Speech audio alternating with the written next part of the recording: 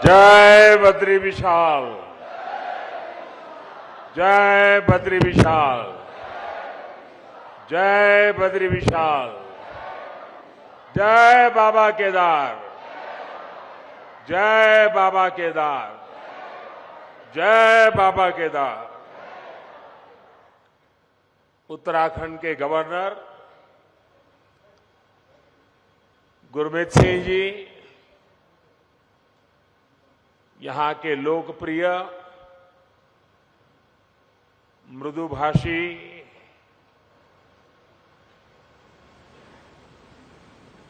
हर पल जिसके चेहरे पर स्मित रहता है,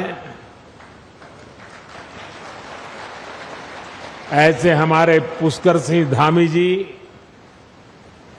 संसद में मेरे साथी श्री तीरथ सिंह रावत जी, भाई धन सिंह रावत जी, महेंद्र भाई भट्ट जी,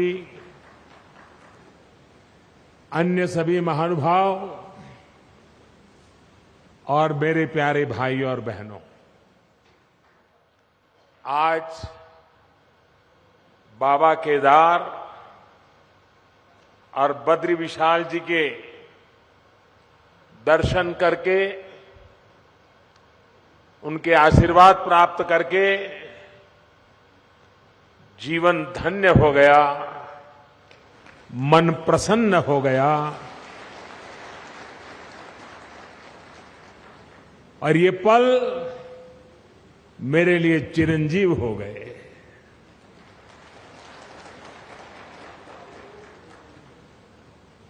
बाबा के सानिध्य में, बाबा के आदेश से, बाबा की कृपा से पिछली बार जब आया था तो कुछ शब्द मेरे मुंह से निकले थे। वो शब्द मेरे नहीं थे। कैसे आए, क्यों आए, किसने दिए, पता नहीं है, लेकिन यूं ही मुंह से निकल गया था कि ये दशक उत्तराखंड का दशक होगा।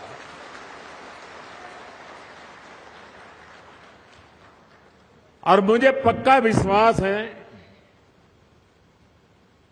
इन शब्दों पर बाबा के, बद्री विशाल के, मां गंगा के निरंतर आशीर्वाद की शक्ति बने रहेगी, ये मेरा अंतर्मन कहता है। ये मेरा सौभाग्य है आज मैं आपके बीच इन नई परियोजनाओं के साथ फिर उसी संकल्प को दोहराने आया हूं। और मेरा सौभाग्य है कि आज मुझे आप सभी के दर्शन करने का मौका मिला है।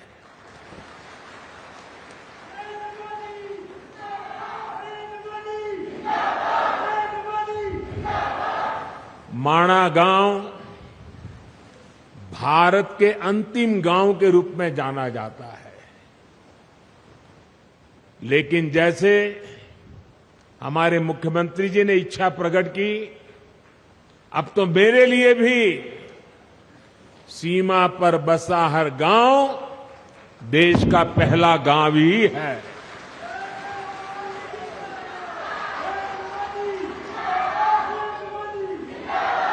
सीमा पर बसे आप जैसे सभी मेरे साथी देश के सशक्त प्रहरी है। और मैं आज माणा गांव को पुरानी यादें ताजा करना चाहता हूं। शायद कुछ पुराने लोग हो, उनको याद हो, मैं कोई मुख्यमंत्री बन गया, प्रधानमंत्री बन गया, इसलिए सीमा के इस पहले प्रहरी गांव को याद कर रहा हूं, ऐसा नहीं है। आज से 25 साल पहले जब मैं उत्तराखंड में भारतीय जनता पार्टी के एक कार्यकर्ता के रूप में काम करता था, न कोई मुझे ज्यादा जानता था, न मेरा उस प्रकार का कोई पब्लिक लाइफ था, मैं संगठन के लोगों के बीच में ही अपना जीवन गुजारता था, काम करता था। और उस समय माणा में मैंने उत्तराखंड भाजपा की कार्य समिति की मीटिंग बुलाई थी। तो मेरे उत्तराखंड के सारे कार्यकर्ता मेरे से बहुत उस समय नाराज थे, प्रश्न पूछते थे, साहब इतना दूर कितनी मेहनत से जाना पड़ेगा, कितना समय जाएगा। मैंने कहा भाई, जिस दिन उत्तराखंड बीजेपी के दिल में माणा का महत्व पक्का हो जाएगा ना, उत्तराखंड की जनता के दिल में भाजपा के लिए महत्व बन जाएगा। और उसी का परिणाम है माणा गांव की मिट्टी की ताकत है। ये माणा गांव के मेरे भाइयों बहनों का आदेश है, आशीर्वाद है कि आज लगातार आपके आशीर्वाद बने रहते हैं। और मैं तो उत्तराखंड में नई सरकार बनने के बाद सार्वजनिक कार्यक्रम में पहली बार बोल रहा हूं। तो मैं आज जब यहां आया हूं और माणा की धरती से मैं पूरे उत्तराखंड के भाई बहनों को, हम सबको दोबारा सेवा करने का मौका दिया है, इसलिए हृदय से आभार व्यक्त करता हूं। साथियों, 21वीं सदी के विकसित भारत के निर्माण के दो प्रमुख स्तंभ है। पहला, अपनी विरासत पर गर्व, और दूसरा, विकास के लिए हर संभव प्रयास। आज उत्तराखंड इन दोनों ही स्तंभों को मजबूत कर रहा है। आज सुबह मैंने बाबा केदार की और बाद में बद्रीनाथ विशाल के चरणों में जाके प्रार्थना की, और साथ साथ, क्योंकि परमात्मा ने मुझे जो काम दिया है वो भी मुझे करना होता है, और मेरे लिए तो देश के 130 करोड़ की जनता वो भी परमात्मा का रूप है। और इसलिए मैंने विकास कार्यों की भी समीक्षा की। और अब आपके बीच आकर मुझे 2 रोपवे प्रोजेक्ट के शिलान्यास का सौभाग्य मिला है। इससे केदारनाथ जी और गुरुद्वारा हेमकुंड साहब के दर्शन करना और आसान हो जाएगा। गुरु ग्रंथ साहब की हम पर कृपा बनी रहे, सभी पूज्य गुरुओं पे हम पर कृपा बनी रहे कि ऐसा पवित्र कार्य करने का गुरुओं के आशीर्वाद से हमें अवसर मिला है। बाबा केदार के आशीर्वाद बने रहे। और आप कल्पना कर सकते हैं, ये रोपवे ने खंभे, तार, अंदर बैठने के लिए कार, इतना मात्र नहीं है। ये रोपवे तेज गति से आपको बाबा के पास ले जाएगा, इतना नहीं है। इसके होने से, इस पे काम करने वाले लोगों से आप कल्पना नहीं कर सकते हैं मेरे देश के 130 करोड़ देशवासियों के आशीर्वाद उन पर बरसने वाले हैं। हेमकुंड साहब पे दुनिया भर में गुरु ग्रंथ साहब की पवित्र पूजा करने वाले जितने भी मेरे भाई बहन हैं, आज हमें आशीर्वाद बरसाते होंगे कि आज हेमकुंड साहब तक का ये रोपवे बन रहा है। आप कल्पना नहीं कर सकते इसकी ताकत क्या है। आप देखना, आज यूके हो, जर्मनी हो, कनाडा हो, वहां पर उत्सव मनाया जाएगा, क्योंकि अब हेमकुंड साहब तक जाने का रोपवे बन जाएगा। और समय तो बचेगा, भक्ति में मन और ज्यादा लगेगा। विकास के इन सभी प्रोजेक्ट्स के लिए उत्तराखंड को और देश विदेश के हर आस्थावान श्रद्धालु को मैं आज बहुत बहुत बधाई देता हूं। और गुरुओं की कृपा बनी रहे, बाबा केदार की कृपा बनी रहे, बद्री विशाल की कृपा बनी रहे, यही और हमारे सभी श्रमिक साथियों को भी शक्ति मिले ताकि वे भी पूरी ताकत से समय सीमा में इस काम को पूरा करें। और हम प्रार्थना करें, हर बार प्रार्थना करें, क्योंकि ये बहुत कठिन इलाका है, यहां काम करना कठिन होता है, हवाएं तेज चलती हैं और इतनी ऊंचाई पे जाके काम करना होता है। परमात्मा से प्रार्थना करें कि इस पूरे काम के दरमियान कोई एक्सीडेंट न हो जाए, किसी हमारे साथी का नुकसान न हो जाए, ये हम प्रार्थना करते रहे। और जिस भी गांव के पास वो काम करते हैं, वो भगवान का काम कर रहे हैं, आप उनको संभालना, उनको मजदूर मत समझना, उनको मजदूर मत समझना, ये मत समझना कि उनको पैसे मिल रहे हैं, काम कर रहे हैं। जी नहीं, वो परमात्मा की सेवा कर रहे हैं, वो आपके गांव के मेहमान हैं, कठिन काम करने वाले हैं। उनको जितना संभालोगे काम उतना तेजी से होगा।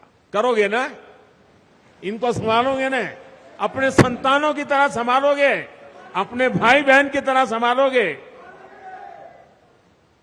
साथियों, आज मैं बाबा केदार के धाम में गया था, तो वहां जो श्रमिक भाई बहन काम करते थे, उनसे भी मुझे बातचीत करने का मौका मिला। जो इंजीनियर लोग हैं, उनके भी साथ बात करने का मौका मिला। मुझे इतना अच्छा लगा। और वो कह रहे थे कि हम कोई रोड का या इमारत का काम नहीं कर रहे हैं, हम तो बाबा के पूजा कर रहे हैं, बाबा की पूजा कर रहे हैं, और ये हमारा पूजा करने का तरीका है। साथियों, देश की आजादी के 75 साल पूरे होने पर मैंने लाल किले से एक आह्वान किया है। ये आह्वान है गुलामी की मानसिकता से पूरी तरह मुक्ति का। आजादी के इतने वर्षों के बाद आखिरकार मुझे ये क्यों कहना पड़ा? क्या जरूरत पड़ी ये कहने की? ऐसा इसलिए क्योंकि हमारे देश को गुलामी की मानसिकता ने ऐसा जकड़ा हुआ है कि प्रगति का हर कार्य कुछ लोगों को अपराध की तरह लगता है। या तो गुलामी के तराजू से प्रगति के काम को तोला जाता है। इसलिए लंबे समय तक हमारे यहां अपने आस्था स्थलों के विकास को लेकर एक नफरत का भाव रहा। विदेशों में वहां की संस्कृति से जुड़े स्थानों की ये लोग तारीफ करते करते नहीं थकते, लेकिन भारत में इस प्रकार के काम को हेय दृष्टि से देखा जाता था। इसकी वजह एक ही थी, अपनी संस्कृति को लेकर हीन भावना, अपने आस्था स्थलों पर अविश्वास, अपनी विरासत से विद्वेष। और ये हमारे समाज में आज बड़ा हो ऐसा नहीं है। आजादी के बाद सोमनाथ मंदिर के निर्माण के समय क्या हुआ था वो हम सब जानते हैं। इसके बाद राम मंदिर के निर्माण के समय इतिहास से भी हम भली भांति परिचित हैं। गुलामी की ऐसी मानसिकता ने हमारे पूजनीय पवित्र आस्था स्थलों को जर्जर स्थिति में ला दिया था। सैकड़ों वर्षों से मौसम की मार सहते आ रहे पत्थर, मंदिर स्थल, पूजा स्थल के जाने के मार्ग, वहां पर पानी की व्यवस्था हो तो उसकी तबाही, सब कुछ तबाह होकर के रख दिया गया था। आप याद करिए साथियों, दशकों तक हमारे आध्यात्मिक केंद्रों की स्थिति ऐसी रही, वहां की यात्रा जीवन की सबसे कठिन यात्रा बन जाती थी। जिसके प्रति कोटि कोटि लोगों की श्रद्धा हो, हजारों साल से श्रद्धा हो, जीवन का एक सपना हो कि उस धाम में जाकर के मत्था टेक के आएंगे, लेकिन सरकारें ऐसी रही कि अपने ही नागरिकों को वहां तक जाने की सुविधा करने का उनको जरूरी नहीं लगा। पता नहीं कौन सी गुलामी की मानसिकता ने उनको जकड़ के रखा था। यह अन्याय था कि नहीं था भाइयों? यह अन्याय था कि नहीं था? ये जवाब आपका नहीं है, ये जवाब 130 करोड़ देशवासियों का है। और आपके इन सवालों का जवाब देने के लिए ईश्वर ने मुझे काम दिया है।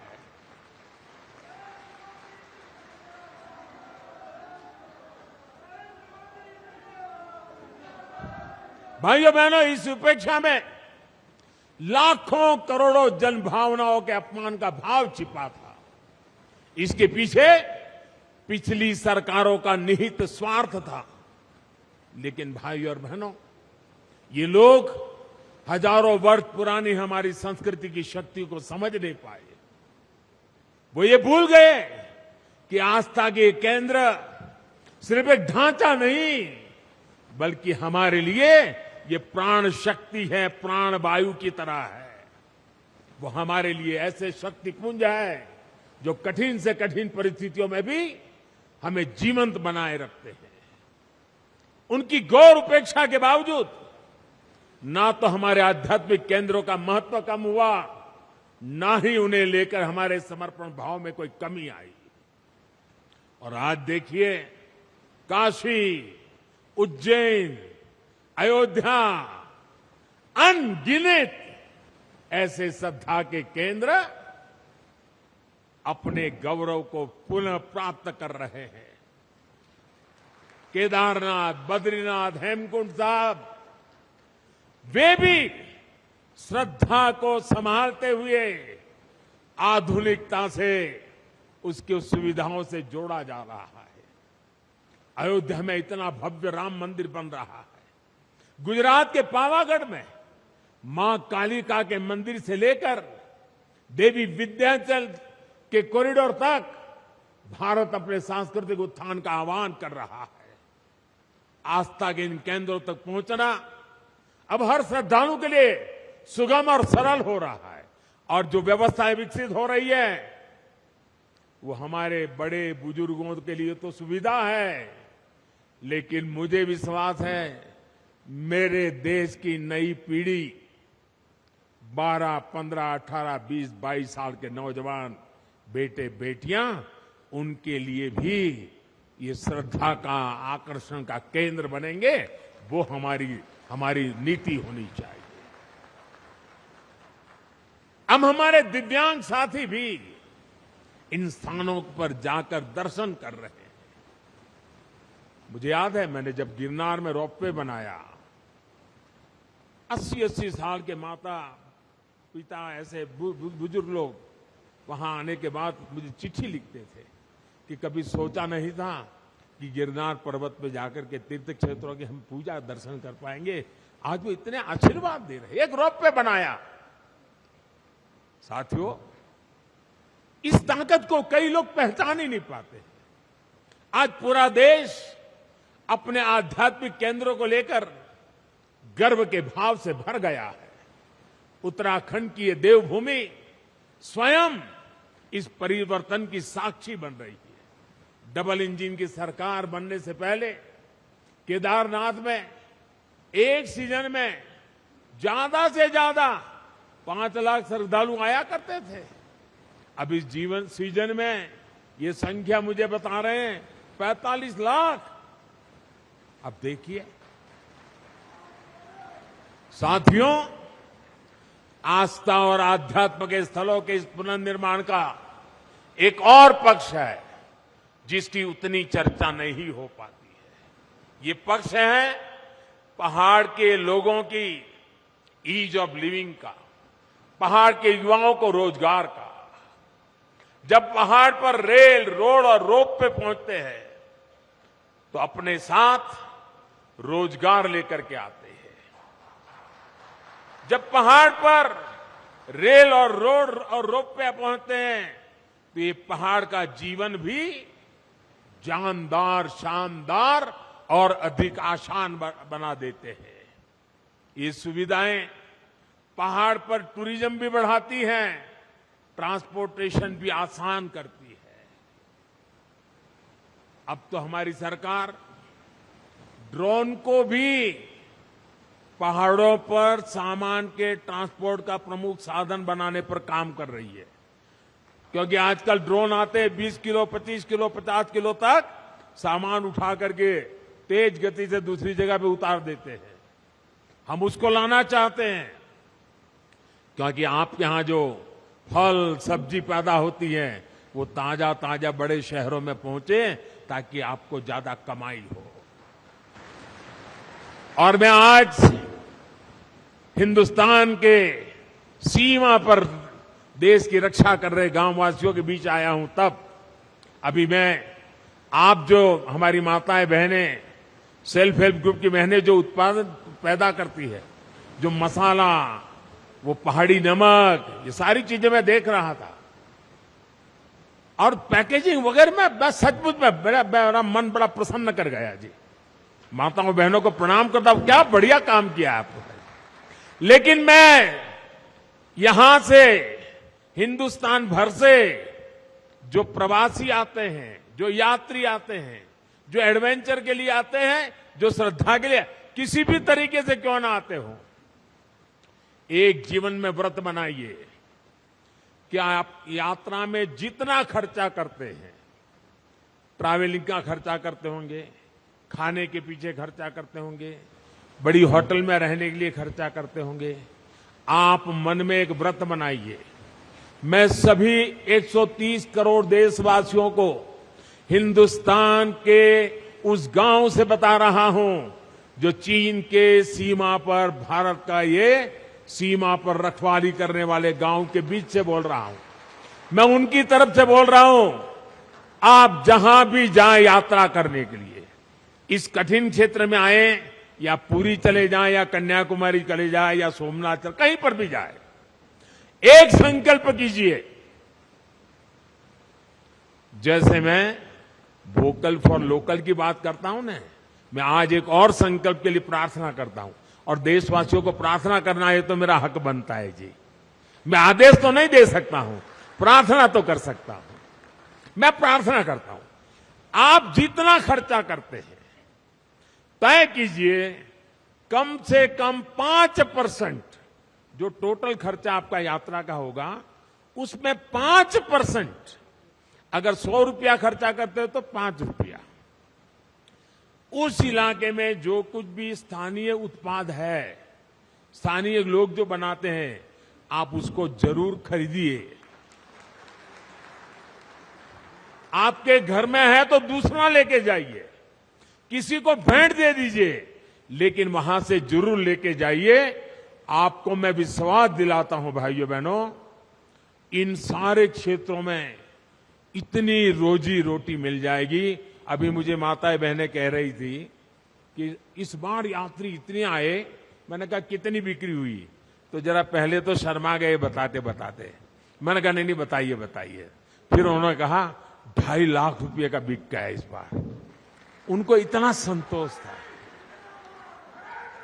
अगर सब यात्री, सभी प्रवासी जहां जाए वहां स्थानीय जो गरीब लोग पैदा करते हैं, वैसी स्थानीय बनी हुई चीज 5% बजट ये जोड़ दीजिए, आप देखिए आपको जीवन में संतोष होगा।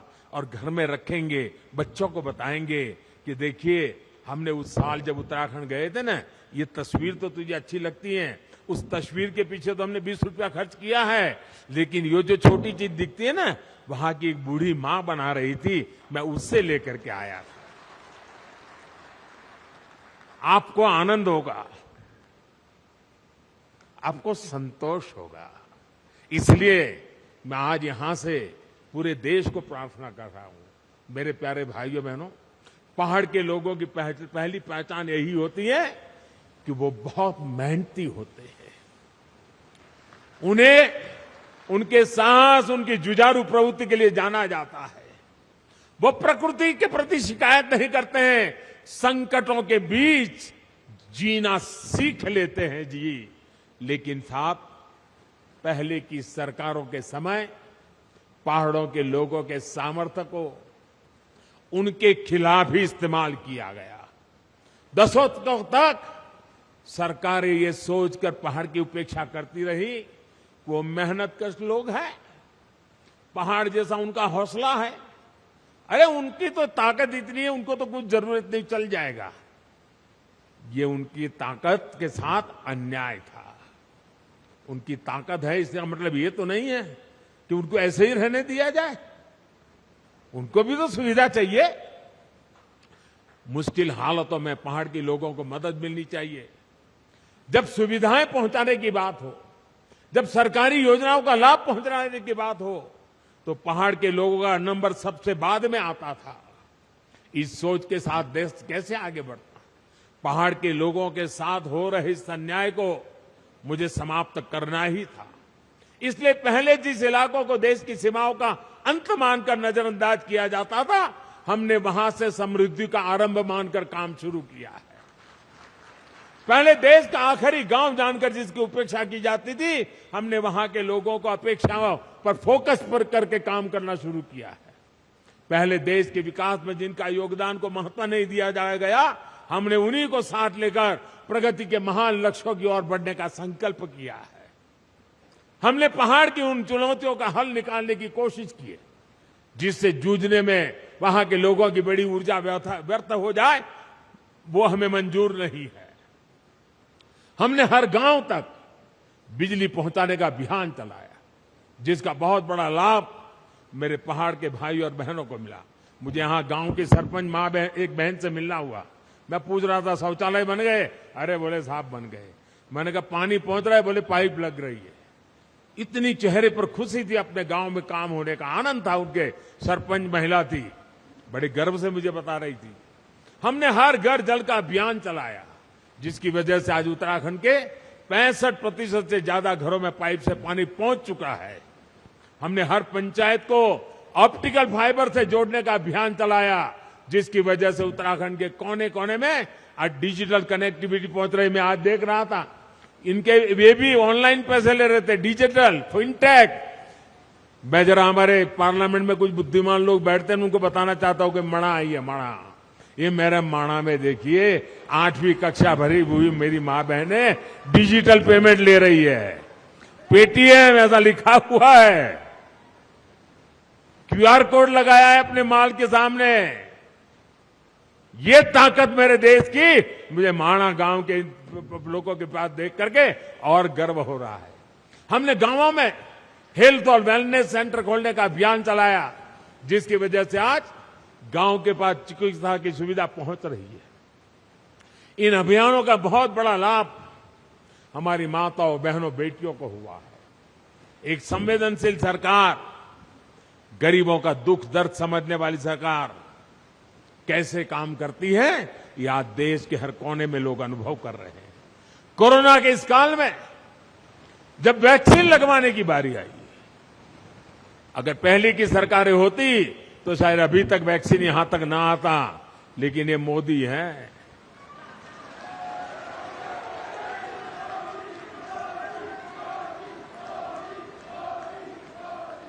मैंने कहा कोरोना जाए उसकी ज्यादा तेजी से मुझे वैक्सीन पहाड़ों में ले जानी है, और मैं सरकार को बधाई देता हूं। मेरे उत्तराखंड और मेरे हिमाचल 2 प्रदेशों ने सबसे पहले वैक्सीनेशन का काम पूरा कर दिया भाई। इस वैश्विक महामारी में लोगों को भूखमरी का शिकार ना होना पड़े, बच्चों को कुपोषण का शिकार ना होना पड़े, इसके लिए हमने प्रधानमंत्री गरीब कल्याण अन्न योजना शुरू की। इस योजना की वजह से उत्तराखंड के भी लाखों लोगों को मुफ्त अनाज मिला, और हमने पक्का किया किसी गरीब के घर में भी कोई दिन ऐसा नहीं होना चाहिए जब घर में चूल्हा न जला हो, रोटी न पकी हो, कोई बच्चा भूखा सोया हो, वो दिन में देखना नहीं चाहता था। और हम सफलतापूर्वक कर पाए भाइयों बहनों। कुछ समय पहले ही हमारी सरकार ने उस अवधि को और 3 महीना बढ़ा दिया है, ताकि इस त्योहारों के दिनों में हमारे गरीब परिवारों को दिक्कत न हो। डबल इंजन की सरकार के प्रयासों से अब उत्तराखंड में विकास कार्यों में फिर तेजी आ रही है। जो लोग घर से पलायन करके चले गए थे, अब अपने पुराने घरों में लौटने लगे हैं। होम स्टे, गेस्ट हाउस, ढाबों, छोटी छोटी दुकानों में अब रौनक बढ़ने लगी है। इन सुविधाओं से उत्तराखंड में पर्यटन का हो रहा है विस्तार, यहां के विकास को भी गति देने वाला है।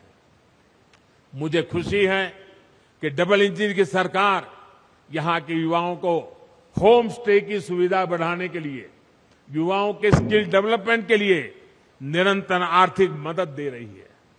सीमावर्ती क्षेत्रों से युवाओं को एनसीसी से जोड़ने का अभियान भी यहां के युवाओं के उज्जवल भविष्य के लिए तैयार हो रहा है। पूरे देश में सीमावर्ती क्षेत्र में जो अच्छी स्कूल होगी, अब एनसीसी हम वहां चलाएंगे। अहमदाबाद, मुंबई, चेन्नई, वहां एनसीसी 75 साल चली, अब एनसीसी चलेगी इन गांवों में। मेरे गांव के बच्चों को मिलेगा लाभ।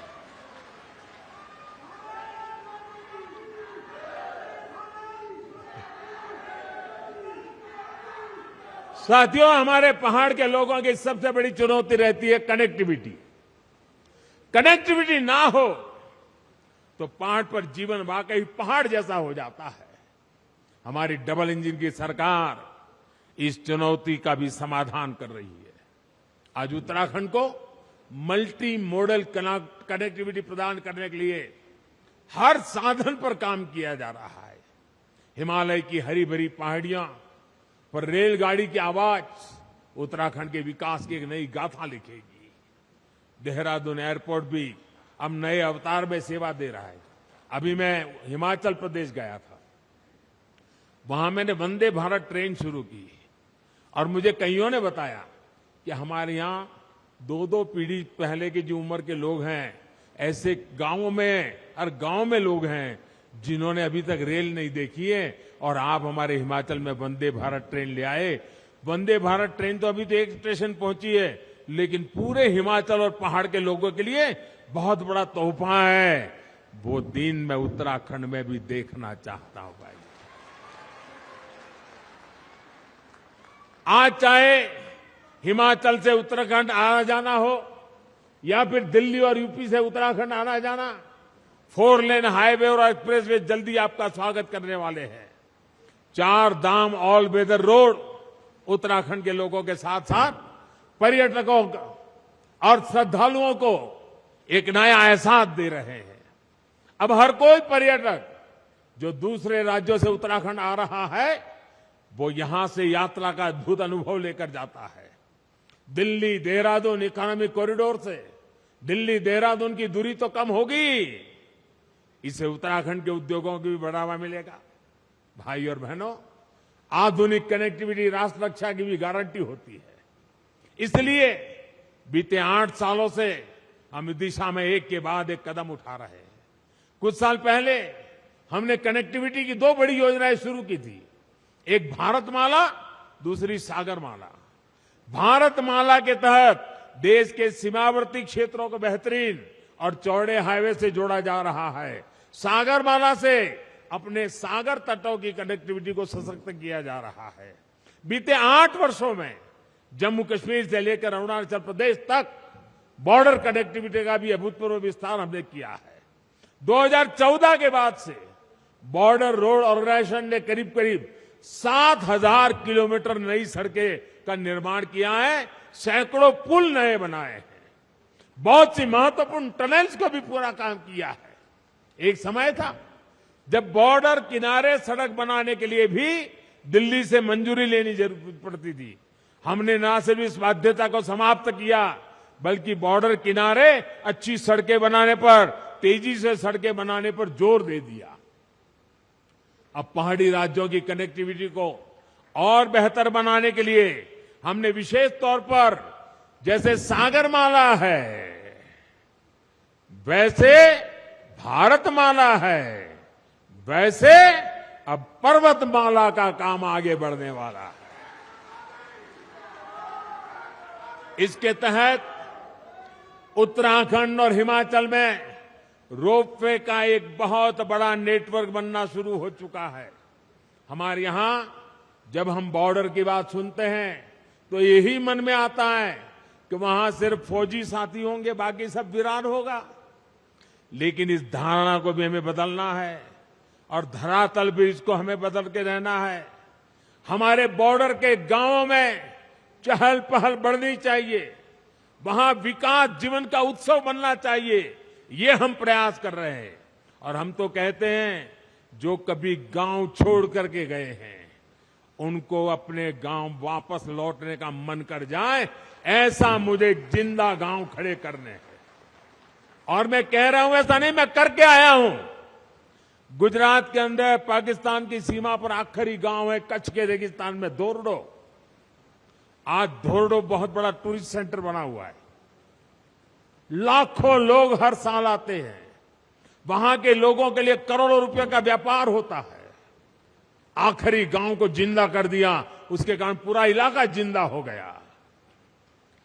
अभी मैंने पाकिस्तान की सीमा पर गुजरात का एक दूसरा इलाका है, रेगिस्तान में नलाबेट एक तीर्थ स्थान था। नलाबेट की जगह पर एक मां का स्थान था, वहां बहुत बड़ा स्थान बना दिया। और अभी उत्तराखंड के अफसरों को मैंने भेजा था, जरा देख के आइए क्या माणा के आसपास हम ऐसा कुछ कर सकते हैं क्या। मैं सोच रहा हूं, मैं बॉर्डर के गांवों में कुछ न कुछ होना चाहिए दिमाग में खपाए बैठा हूं। और इसीलिए मैं आज आया हूं, क्योंकि मैं उसको जरा और बड़ी बारीकी से समझना चाहता हूं।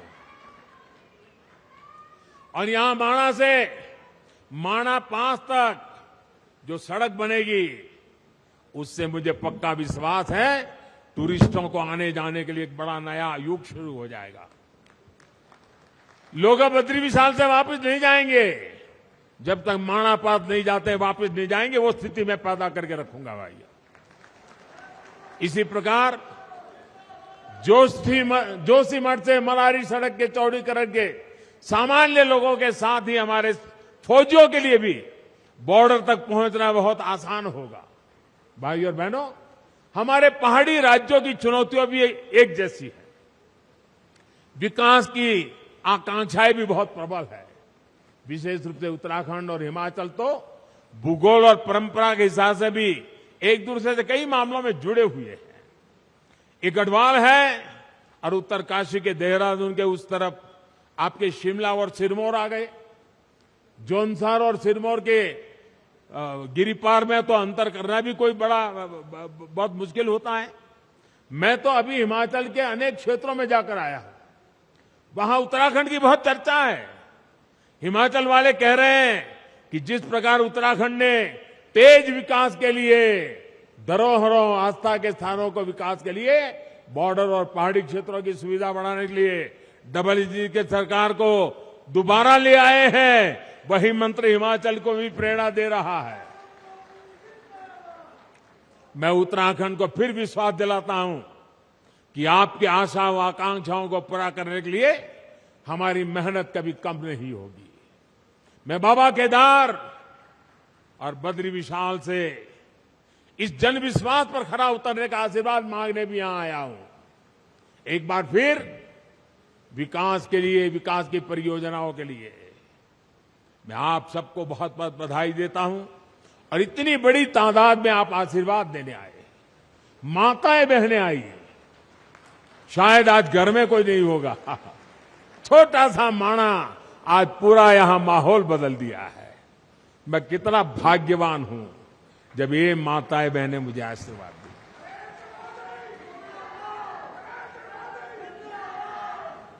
आज सचमुच मेरा जीवन धन्य हो गया है। मैं दीपावली की आप सभी को अग्रिम शुभकामनाएं देता हूं। और मैं आपके उत्तम स्वास्थ्य के लिए, आपके बच्चों की उत्तम प्रगति के लिए बद्री विशाल के चरणों में प्रार्थना करते हुए मेरी वाणी को विराम देता हूं। मेरे साथ पूरी ताकत से बोलिए, भारत माता की, भारत माता की, भारत माता की जय बद्री विशाल, जय बद्री विशाल, जय बद्री विशाल, जय बाबा केदार, जय बाबा केदार, जय बाबा केदार।